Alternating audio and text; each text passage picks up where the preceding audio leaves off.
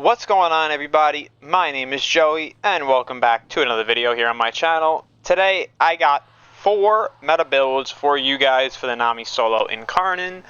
Now before I get into the builds, I just want to go over the Incarnon itself. So when you get into the Incarnon form, you get +3 range, 100% melee damage, 20% sprint speed, and 20% parkour velocity. For the first evolution here, we go with 30% attack speed on equip. Very, very nice. Just free attack speed here. For this one, I like to go for the combo duration, as I like to use this weapon on setups where I don't utilize Naramon, so this helps me hold combo for nearly 20 seconds, though you could go for either of these two if you so choose to. And then I also go for the 30% flat status chance to get us to a base of 55%. Now the first build I have for you guys, this is your basic melee influence build. It's flat electric. What we have here is we have our stance, our Tennokai, we have range, attack speed, bane, elemental damage, CO, weeping wounds. This is flex slot right here. Organ Shadow. This is total flex. You guys can put whatever you want here. And then I have shocking touch here, plus melee influence. And I'll show you guys this one. Now this is like the one if you just want to deal melee influence with this weapon. You could just go for a build like this. Get the Incarnon form up. Now you can see the amount of damage we deal once the Incarnon form is up.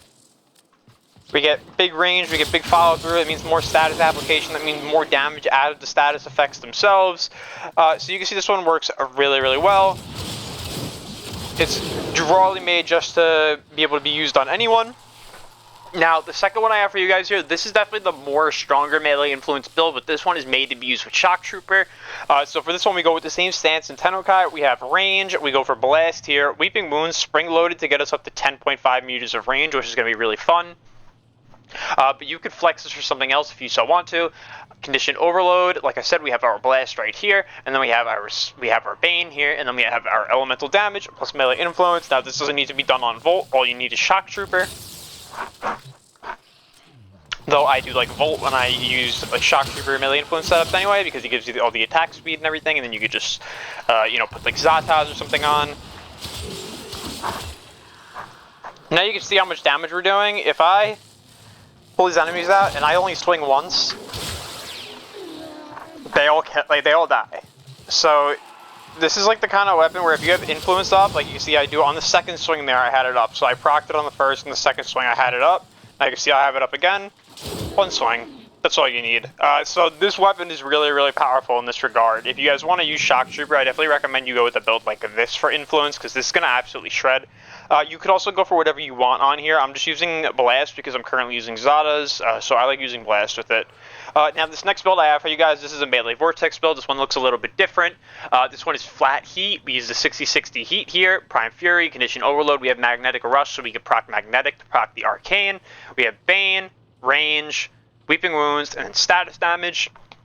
So pretty much the way melee vortex works is if you kill an enemy that's affected by magnetic status, doesn't matter how many stacks, just has to be affected by magnetic. There's a 45% chance to pull in all enemies within an 18-meter radius only when you kill that enemy. So you still need killing potential on the build.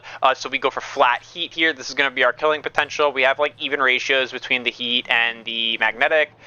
So totally fine.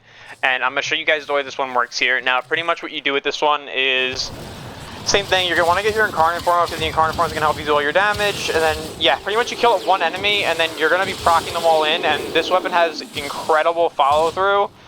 So when you get them in a group like this, you're going to be hitting them all, and they're going to be taking 70% of the overall damage.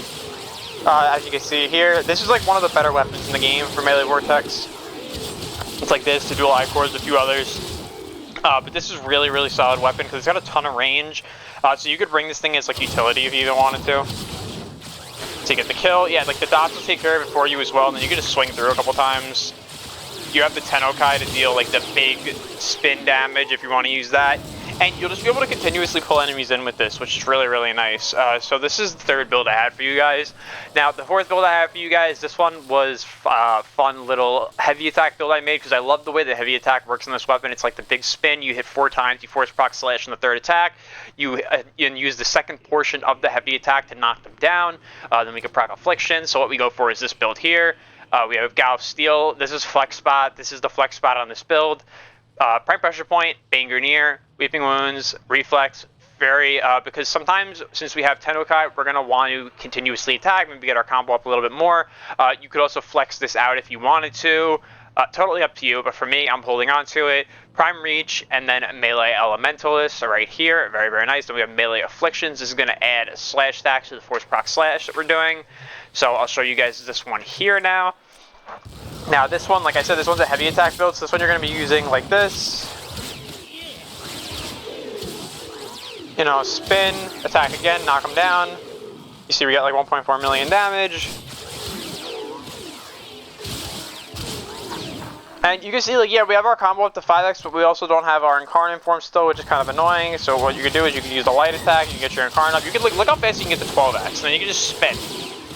And you don't actually drop the combo on the heavy until you do the second attack.